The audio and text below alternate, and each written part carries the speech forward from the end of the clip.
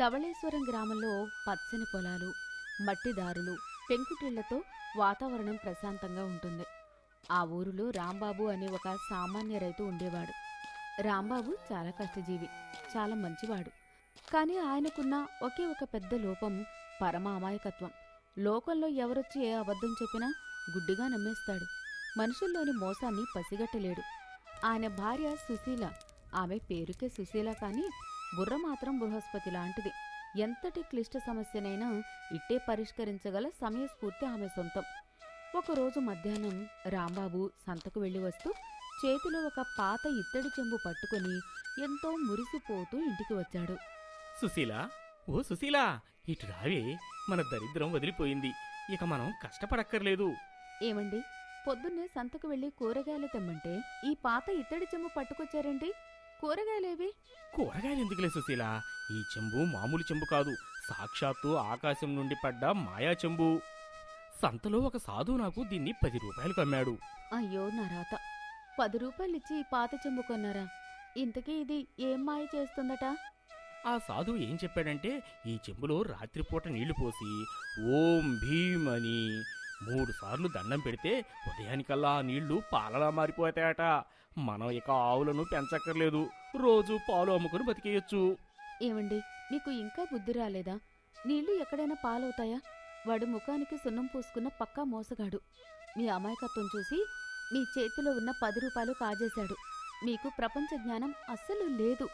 అలా అనకే సుశీల, పాపం ఆ సాధువు ముఖంలో ఎంత కళ ఉందో తెలుసా? ఆయన అబద్ధం చెప్పడు. రేపు పొద్దున్నే చూడు, నీళ్లు పాలు అవుతాయో లేదో.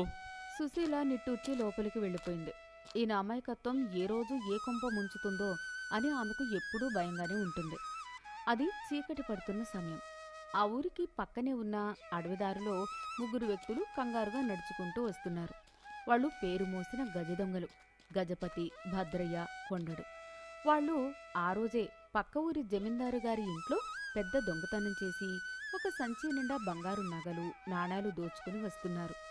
రాజభటుల భయంతో ఆ ఊరిలోకి దాక్కోడానికి వచ్చారు. దారిలో రాంబాబు వాకిట్లో కూర్చొని ఉండడం చూశారు. ఒరే భద్రయ్య, ఆ అరుగు మీద కూర్చున్న వాడిని చూస్తుంటే పక్కా అమాయకుల్లా ఉన్నాడు. ఈ రాత్రికి వాడి ఇంట్లో తలదాచుకున్నాం. రాత్రికి వాడి ఇంట్లో ఏమైనా ఉంటే అది కూడా ఊడ్చేసి ఉదయాన్నే పారిపోదాం. 3 ముఖాలకు భక్తిభావం పులుముకుని గంభీరంగా నడుచుకుంటూ రాంబాబు దగ్గరికి వచ్చారు. అయ్యా ధర్మప్రభువులు, మేము కాశీయాత్ర చేసుకుని వస్తున్నాము. చీకటి పడింది, పైగా ఆకలితో పేగులు మాడుతున్నాయి. ఈ రాత్రికి మీ ఇంట్లో కొంచెం ఆశ్రయం, కాస్త భోజనం పెడితే మీకు పుణ్యం దక్కుతుంది. అయ్యో దయచేయండి, సాక్షాత్తు ఆ దత్తాత్రేయుల వారే మా ఇంటికి వచ్చినట్లుంది. రండి, లోపలికి రండి అని ఎంతో మర్యాదగా వాళ్ళని ఇంట్లోకి తీసుకెళ్లాడు. రాంబాబు 3 పడసాలలో కూర్చోబెట్టి వంటగదిలోకి పరుగున వెళ్లాడు. సుశీలా, త్వరగా 3 ఆకులు వెయ్యి. కాశీ నుంచి గొప్పవాళ్లు వచ్చారు. వాళ్ళకి వేడివేడిగా అన్నం, నెయ్యి వడ్డించు. సుశీల ఆశ్చర్యంగా ఆ 3 వంక చూసింది. వాళ్ల చేతుల మీద కత్తిగాట్లు స్పష్టంగా కనిపిస్తున్నాయి. అప్పుడే కొండడు సర్దుకుంటుండగా వాడి నడుము మడతలో నుంచి ఒక చిన్న బాకు సుశీల కంట పడింది. వాళ్ల పక్కనే బరువైన ఒక గోనె సంచి ఉంది. సుశీల గుండె జల్లుమంది. ఏమండి, మీ పిచ్చి కాని వాళ్ళు కాశీయాత్రికులు కాదు, పక్కా గజదొంగలు. వాళ్ల నడుముకి కత్తులున్నాయి. ఆ సంచిలో దొంగతనం చేసిన సొత్తు ఉండి ఉంటుంది. రాంబాబు భయంతో వణుకుతూ, అమ్మో నిజమా సుశీల? వాళ్ళు దొంగలా? అయితే ఇప్పుడెలా? వాళ్ళని వెంటనే ఏదో ఒక సాకు చెప్పి పంపించేద్దామా? ఇప్పుడు నేరుగా గొడవపడి పంపిస్తే వాళ్ళు మనల్ని వదలరు. మనకే ప్రాణాపాయం. వాళ్ళని బురుడి కొట్టించడానికి నా బుర్రకి పదును పెట్టాల్సిందే. నా దగ్గర ఒక అద్భుతమైన పథకం ఉంది. శ్రద్ధగా వినండి. నేను ఒక మాయాకుండ, సంజీవిని కర్ర అంటూ ఒక నాటకం ఆడతాను. నేను వడ్డించేటప్పుడు కావాలని మీతో గొడవ పడతాను. అప్పుడు మీరు కోపంతో కర్రతో నా తల మీద కొట్టండి. నేను చనిపోయినట్లు నటిస్తాను. ఆ తర్వాత మీరు ఇంట్లో ఉన్న పాత వెదురు కర్రని తీసుకొచ్చి నేను చెప్పిన మంత్రం చదివి నన్ను బతికించినట్లు చేయండి. వాళ్ళు ఆ మాయను నమ్మి దొంగ సొత్తు వదిలేసి మరీ వెళ్తారు. మీరు ఏమాత్రం భయపడకుండా నేను ఆడిన నాటకానికి వంత పాడండి. రాంబాబుకి భయం వేసిన భార్య తెలివితేటల మీద నమ్మకంతో సరేనని ధైర్యంగా తలూపాడు. సుశీల అరగంటలో వంట పూర్తి చేసింది. పడసాలలో దొంగలు 3 ఆకలితో ఎదురుచూస్తున్నారు. సుశీల అక్కడికి వచ్చి నేలమీద ఒక చిన్న అరిటాకు పరిచింది. వంటగదిలో నుంచి పొయ్యి మీద కాలుతున్న ఒక మట్టి కుండను తెచ్చి ఆ ఆకు మీద పెట్టింది. ఆ కుండలో అప్పటికే వేడివేడి అన్నం ఉంది. అమ్మా, భోజనం తెస్తారనుకుంటే మట్టి కుండని ఇక్కడికి దించారేంటి? అయ్యా, ఇది మామూలు కుండ కాదు, మా తాత ముత్తాతల నాటి మాయాకుండ. దీన్ని పొయ్యి మీద పెట్టక్కర్లేదు, మంట వెలిగించక్కర్లేదు. దీని ముందు కూర్చుని ఏ వంటకం అడిగితే ఆ వంటకం లోపల వండిపోతుంది. దొంగలు ముగ్గురు నోళ్లు వెళ్ళబెట్టారు. భార్య ప్లాన్ తెలిసిన రాంబాబు కూడా ఏమీ ఎరుగని అమాయకుళ్లా నటిస్తూ కూర్చున్నాడు. సుశీల ఆ కుండ ముందు ఒక గరిటె పట్టుకుని కళ్ళు మూసుకొని మంత్రాలు చదవడం మొదలుపెట్టింది. ఓం భీం బుష్! కట్టెలు వద్దు, పొయ్యి వద్దు, మా అతిథులకు వేడివేడి పులిహోర, గారెలు వడ్డింపు స్వాహా అని గరిటెతో ఆ కుండ మీద ఠంగ్ ఠంగ్ అని 2 సార్లు కొట్టింది. వెంటనే కుండ మూత తీసింది. లోపల నుంచి గుప్పుమని వేడివేడి ఆవిర్లు, పులిహోర, నెయ్యి వాసన బయటకు వచ్చాయి. సుశీల ఆ కుండలో నుంచి పులిహోర, గారెలు తీసి వాళ్ల బిస్తరాకులో వడ్డించింది. ముగ్గురు దొంగలకి మతిపోయింది. వాళ్ల కళ్లను వాళ్లే నమ్మలేకపోయారు. ఒరే గజపతి, చూసావా? మంట లేకుండా కుండలోంచి అన్నం వచ్చిందిరా. ఇది నిజంగానే మాయాకుండ. ఈ రాత్రికి ఈ కొండని కూడా ఎత్తుకుపోదాం. ఎక్కడికి వెళ్ళినా భోజనం దొరుకుతుంది అనుకుని దొంగలు కడుపు నిండా తిన్నారు. సుశీల తన రెండో అతిపెద్ద నాటకానికి తెరతీసింది. భోజనం చేస్తున్న రాంబాబుకి నెయ్యి తగ్గింది. సుశీల, కొంచెం నెయ్యి తీసుకురా. నెయ్యి అయిపోయింది. 10 రూపాయలు పెట్టి పాత చెంబులు కొంటే నెయ్యి ఎలా వస్తుంది? ఉన్నది తినండి. ఏమే, ఎంత పొగరు నీకు? అతిథుల ముందు ఎదురు చెప్తావా? అవును, చెప్తాను. ఏం చేస్తారు?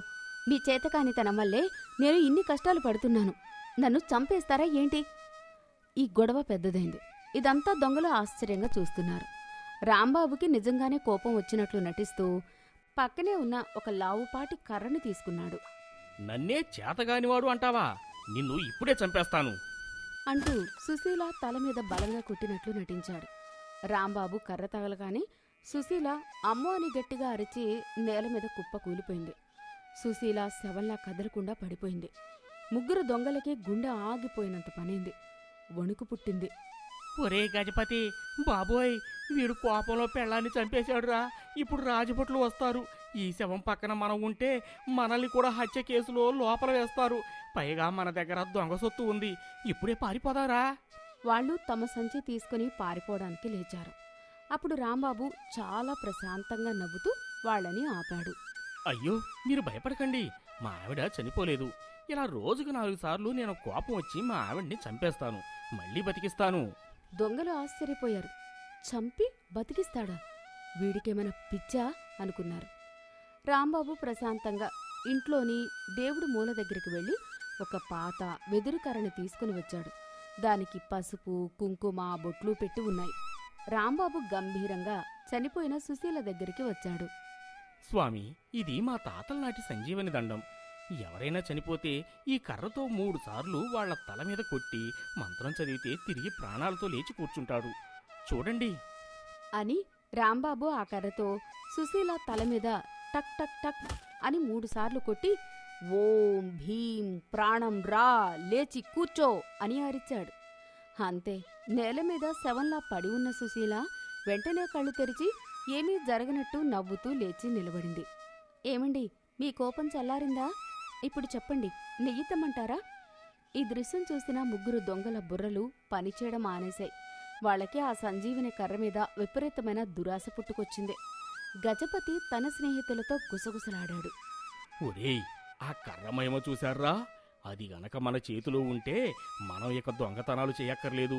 ఎవడినైనా చంపి వాడి దగ్గర డబ్బులు లాక్కుని మళ్ళీ ఆ కర్రతో బతికించేయొచ్చు.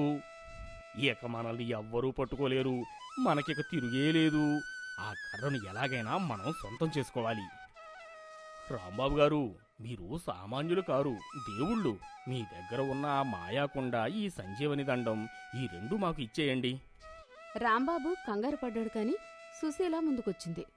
అమ్మో, అవి మా వంశపారంపర్యంగా వస్తున్న ఆస్తులు. వాటినెలా ఇస్తాం?